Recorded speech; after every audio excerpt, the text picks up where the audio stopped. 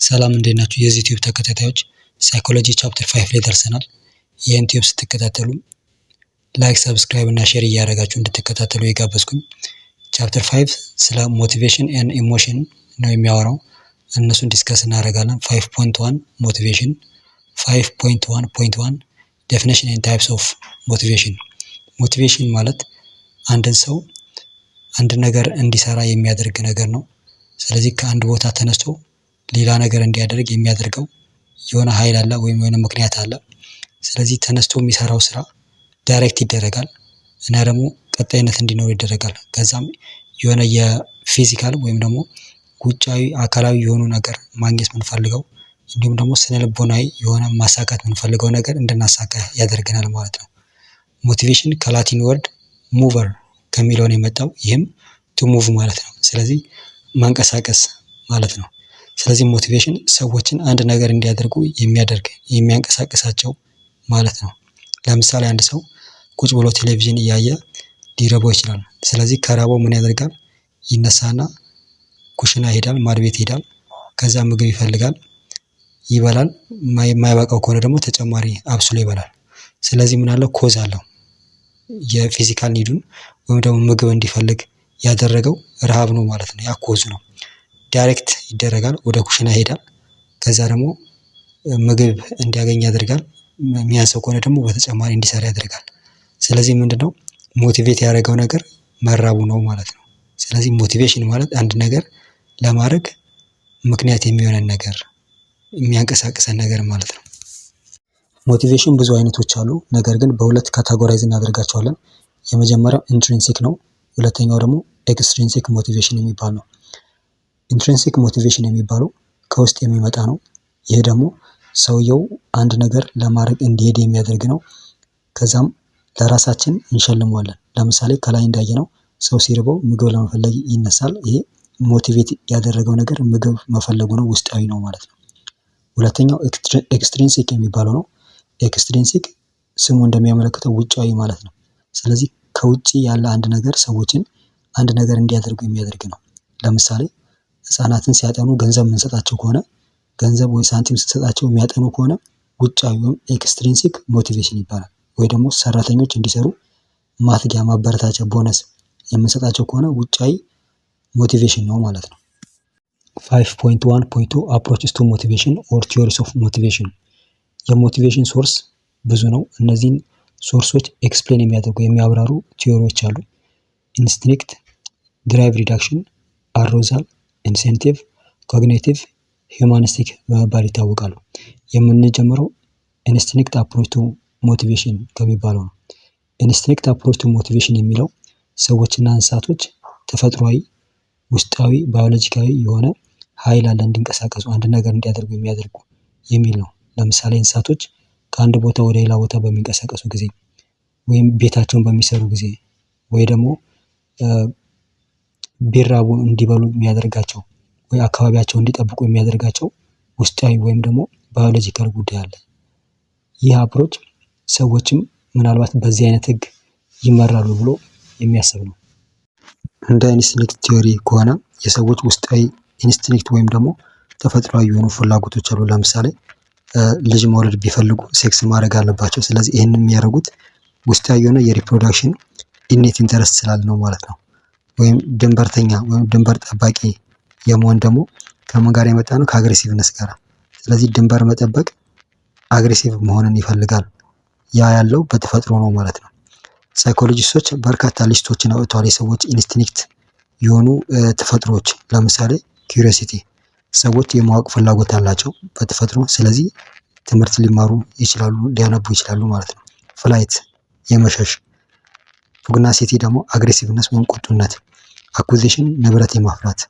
ስለዚህ እነዚህ ነገሮች ምንድናቸው? የሰዎች ኢኔት ባህሪያቶች ናቸው ብለው ሳይኮሎጂስቶች ያስቀምጣሉ። ነገር ግን ለምንድን ነው ሰዎች እነዚህ ስያሜዎች የሰጣቸው በምንድን ነው ብሎ ጉዳዩን ማብራራት ግን አይችሉም። ለምሳሌ ሰብሚሲቭነስ ብንል ታዛዥነት ነው። ታዛዥነት ከምንድን ነው የመጣ የሚለውን አያብራሩም። ይሁን እንጂ የሰው ልጅ ባህሪያቶቹ በምን ቁጥጥር ስር ናቸው? በተፈጥሮ ከሚያገኘው ከውርስ ከተገኘ የተለያዩ ኢኔት ነገሮች ናቸው ማለት ነው። ቢት ድራይቭ ሪዳክሽን አፕሮች ቱ ሞቲቬሽን ይህ ቲዮሪ ኒድ እና ድራይቭን አንድ ላይ አገናኝቶ የሚያስቀምጥ ነው። ይህም ውስጣዊ ፍላጎት አለ ኒድ የሚባለው፣ እሱን ደግሞ ለማሳካት ድራይቭ አለ ውጫዊ የሆኑ እንቅስቃሴዎች። ስለዚህ ድራይቭ ሪዳክሽን ቲዮሪ ሁለት ነገሮችን የሚያገናኝ ነው። ውስጣዊ ሳይኮሎጂካል ስቴትን ወይም የስነ ልቦና ፍላጎት ውስጣዊ የሆነ ነገር፣ ሁለተኛው ደግሞ ያንን ነገር ለማድረግ የምንወስደው እርምጃ አክሽን አለ አውትዋርድ ቢሄቪየር የሚባለው። በዚህ በድራይቭ ሪዳክሽን አፕሮች ቱ ሞቲቬሽን ሁለት አይነት ድራይቮች አሉ። የመጀመሪያው ፕራይመሪ፣ ሁለተኛው ደግሞ ሰከንደሪ ይባላል። ፕራይመሪ የሚባለው ለሰርቫይቫል የምንፈልጋቸው ኒዶችን ነው። ለምሳሌ ረሃብ ወይም ትረስት፣ እነዚህ ሰርቫይቭ ለማድረግ አንድ ነገር አክሽን ውስጥ እንድንገባ የሚያደርጉ ናቸው። ሁለተኛው ሰከንደሪ የሚባለው ነው። ይህም ደግሞ ከትምህርት በኋላ ኤክስፒሪየንስ ካደረግን በኋላ፣ ለምሳሌ የገንዘብን አስፈላጊነት ኤክስፒሪየንስ ካደረግን በኋላ ነው። ወይ ደግሞ ሰዎች ትልቅ ቦታ እንዲሰጡን መፈለግ በማህበረሰብ ውስጥ ከቆየን ልምድ ካደረግን በኋላ አስፈላጊው ነገር እሱ እንደሆነ ስንረዳ የምናደርገው ነው ማለት ነው። ይህ ቲዮሪ ሆሚዮስታሲስ የሚባል ኮንሰፕት ይጠቀማል። ሆሚዮስታሲስ የስቴዲ ስቴት እንዲፈጠር የሚያደርግ ነው። ይህም ደግሞ ባላንስ እንዲያደርግ የሚያደርግ ነው። ለምሳሌ ቴርሞስታት የሚባል ዲቫይስ አለ። ይህ ዲቫይስ ቤት ውስጥ የሚቀዘቅዝ ከሆነ በጣም እንዲሞቅ የሚያደርግ ነው። በጣም የሚሞቅ ከሆነ ደግሞ አየሩ ቀዝቃዛ እንዲሆን የሚያደርግ ነው። ስለዚህ ይህ ምንድነው? ሰውነታችን እንደዚህ ሬጉሌት የሚያደርገው ተፈጥሮ አለው ማለት ነው። ለምሳሌ ፕራይመሪ ድራይቭ ኒድ አለ። አንድ ነገር እንድንፈልግ የሚያደርግ ፕራይመሪ ድራይቭ በተፈጥሮ አለ። ስለዚህ ምን አለ? ኢምባላንስ አለ። ይህን ኢምባላንስ ግን ሆሞስታሲስ በሆነ መንገድ ወይም ደግሞ ያንን ነገር ሄደን እንድናገኝ በማድረግ ባላንስ እንዲያደርግ ያደርጋል ማለት ነው። አንድ ሰው ምግብ ቢያስፈልገው ያ ሰው እየቆየ ይርበዋል ኦብቪየስሊ። ስለዚህ የሚርበው ከሆነ ምን ውስጥ ይገባል? ቴንሽን ውስጥ ይገባል ማለት ነው። ይህን ለማስተካከል ምን ማድረግ አለበት? ምግብ መመገብ አለበት ማለት ነው። ስለዚህ ያንን ምግብ ለማግኘት የሚያደርገው እንቅስቃሴ ረሃብ ላይ የተመሰረተ ነው ማለት ነው። ስለዚህ አንድ ሰው ለምሳሌ እዚህ ዲያግራም ላይ እንደምናየው በራበው ጊዜ መብላት አለበት፣ ይበላል። ስለዚህ ምን አለው ማለት ነው? ግሉኮሱ እንዲጨምር ያደርጋል ማለት ነው። ስለዚህ ምንድነው? ረሃቡ ይቀንሳል። ካልበላ ግን ግሉኮሱ ዝቅተኛ ነው፣ እንዲራብ ያደርጋል ማለት ነው። ስለዚህ በመብላት ራሱን ያረጋጋል ወይም ያስተካክላል። ይሄ ሆሞስታሲስ ይባላል ማለት ነው። ድራይቭ ሪዳክሽን ቲዮሪ አንድ ሰው ለምሳሌ ከራበው ምግብ መብላት ያስፈልገዋል። ስለዚህም ቴንሽን ውስጥ እንዲገባ ያደርገዋል። ስለዚህ ወደ ምግብ ይሄድና ይበላል፣ ራሱን ያረጋጋል ነው። ነገር ግን ሁሉንም የሰዎች ባህሪ አያብራራም፣ አያስረዳንም። ለምሳሌ አንድ ሰው ምግብ የሚበላው ስለተራበ ላይሆን ይችላል። ሰዎች ባይርባቸውም ውስጣዊ ፍላጎታቸው ምግብ ለመብላት ከፍተኛ እንዲሆን የሚያደርግ ረሃብ ባይኖርም ምግብ እየበሉ ልናገኝ እንችላለን። ቢጠግቡም ራሱ እንዲበሉ ይሆናሉ። ስለዚህ ይሄ የድራይቭ ሪዳክሽን ቲዮሪ አንድ ነገር የምናደርገው ምግብ እንድንበላ የሚያደርገው ለምሳሌ መራባችን ነው፣ አክሽን እንድንወስድ የሚያደርገን የሚለው ሁሉም ነገር አይገልጽልንም። አሮዛል አፕሮችስ ቢዮንድ ድራይቭ ሪዳክሽን። አሮዛል አፕሮች ዋና ታርጌት የሚያደርገው ኤግዛይትመንት፣ ፈንጠዝያን ወይም ደስታን ነው። ስለዚህ ደስታን እንዴት ነው የምናመጣው? እንዴት ነው የምናቆየው? በጣም ከፍ ካለስ እንዴት ዝቅ እናደርገዋለን? ዝቅ ካለስ እንዴት ከፍ እናደርገዋለን የሚለው ላይ ነው። ስለዚህ አንዳንዱ ሰው በጣም ትልቅ ኤነርጂ፣ ትልቅ ደስታ ወይም ትልቅ ፈንጠዝያ ውስጥ መግባት ይፈልጋል። አንዳንዱ መካከለኛ፣ ሌላው ደግሞ ዝቅተኛ ነው። የድራይቭ ሪዳክሽን ሞዴል አንድ ሰው የሚያደርገው ነገር በባዮሎጂካል ኒድ ወይም ፊዚዮሎጂካል ኒዶች አሉ። ለምሳሌ ምግብ መብላት ከፈለገ ውስጡ ይረበሻል፣ ስለዚህ ለመብላት ይሄዳል ማለት ነው። ስለዚህ ከፍተኛ የሆነውን ጥያቄ መመለስ ይኖርበታል ማለት ነው። ልክ እንደዚሁ አሮዛል ሌቭሉ በጣም ከፍተኛ ከሆነ አንድ ሰው እንዲቀንስ ያደርጋል። በጣም ትልቅ ፈንጠዝያ ውስጥ ከሆነ ለምሳሌ የድራይቭ ሪዳክሽን ሞዴል ላይ እንዳልነው አንድ ሰው በጣም ርቦት ከሆነ ያንን ዝቅ የሚያደርገው በመብላት ነው። ይሄ ደግሞ በጣም ትልቅ ፈንጠዝያ ውስጥ ከገባ ደግሞ እሱን ለስለስ ያለ ሙዚቃ በመስማት ለምሳሌ ሊያስተካክለው ይችላል ማለት ነው። ከዚህ ከድራይቭ ሪዳክሽን ሞዴል ደግሞ በተቃራኒ ዝቅ ያለ ስሜት ውስጥ ከሆነ ለምሳሌ እሱን ከፍ ማድረግ አለበት። ድራይቭ ሪዳክሽን ሞዴል አንድ ሰው ለምሳሌ ካልተራበ መብላት የግድ አይለውም ማለት ነው። ነገር ግን የአሮዛል አፕሮች ስሜቱ ዝቅተኛ ከሆነ አንድ ሰው ያን ከፍ ማድረግ አለበት። ይህም ማለት ጥሩ ሙድ ውስጥ ካልሆነ፣ ጥሩ ድባብ ውስጥ ካልሆነ በመጫወት በምናምን ወይ በተለያዩ እንቅስቃሴዎች በተለያዩ ፍላጎቶችን በሚያስደስቱ ነገሮች ውስጥ ራሱን ተዝናኖት ውስጥ ከፍተኛ ፈንጠዝያ ውስጥ ከፍተኛ ኤነርጂ ውስጥ ለማስገባት ይሞክራል። ዲ ኢንሴንቲቭ አፕሮችስ ሞቲቬሽንስ ፑል። የዚህ የኢንሴንቲቭ አፕሮች ሀሳብ ምንድነው?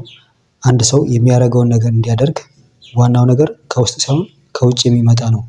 ይህም ደግሞ ሪዋርድ ነው። ምን በመባል ይታወቃል? ኢንሴንቲቭስ። ስለዚህ ለምሳሌ አንድ ሰው ግሬድ፣ መኒ፣ አፌክሽን፣ ፉድ፣ ሴክስ ቢፈልግ እነዚህ ውጫዊ ናቸው እንጂ ከሰውየው ውስጥ ያሉ አይደለም። ለምሳሌ አንድ ተማሪ ጥሩ ግሬድ ማግኘት ከፈለገ መስራት አለበት ማለት ነው።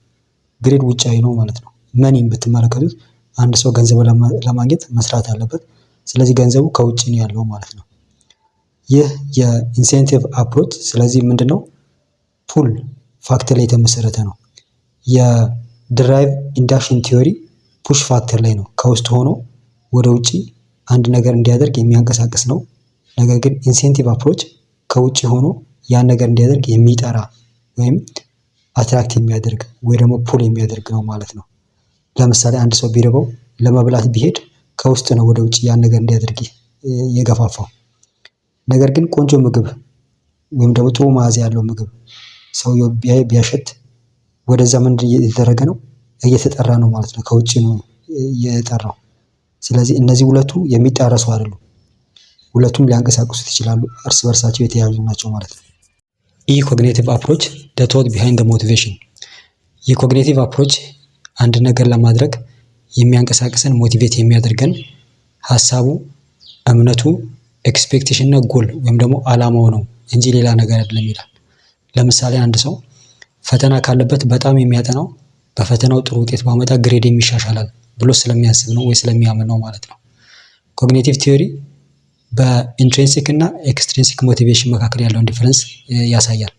ኢንትሪንሲክ ሞቲቬሽን የሚለው አንድን ነገር እንድናደርግ የሚያደርገን በዛ ውስጥ መደሰት ስላለ ነው የሚል ነው እንጂ ከውጭ ሽልማት አለ ወይም የሚያስገኝልን ሌላ ጥቅም አለ ከሚል አይደለም። በተቃራኒው ደግሞ ኤክስትሪንሲክ ሞቲቬሽን አንድን ሰው ስራ እንዲሰራ ወይም አንድ የሚያደርገውን ነገር እንዲያደርግ የሚያደርገው የሚያገኘው ነገር ስላለ ነው። ለምሳሌ ገንዘብ፣ ግሬድ የመሳሰሉትን ነገሮች ስለሚያገኝ ነው። ለምሳሌ አንዲት መምህር ትምህርቷን አስተምራ መጨረሻ ላይ ቱቶሪያል ለተማሪዎች ብትሰጥ ይህን ደግሞ የምታደርገው ትምህርቱን ወይ ስራውን ስለምትወደው ከሆነ ይሄ ምንድነው? ኢንትሪንሲክ ሞቲቬሽን ነው።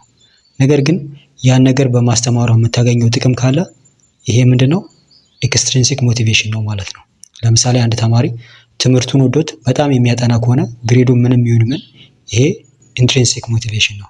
ነገር ግን አንድ ሰው ትምህርቱን ቢወደውም ነገር ግን ግሬዱን አስቦ የሚያጠና ከሆነ ይሄ ኤክስትሪንሲክ ሞቲቬሽን ነው ማለት ነው። ኤፍ ሂውማኒስቲክ አፕሮች ቱ ሞቲቬሽን። ሂውማኒስቲክ አፕሮች ቱ ሞቲቬሽን የአብርሃም መስሎ ስራ ላይ መሰረት ያደረገ ነው።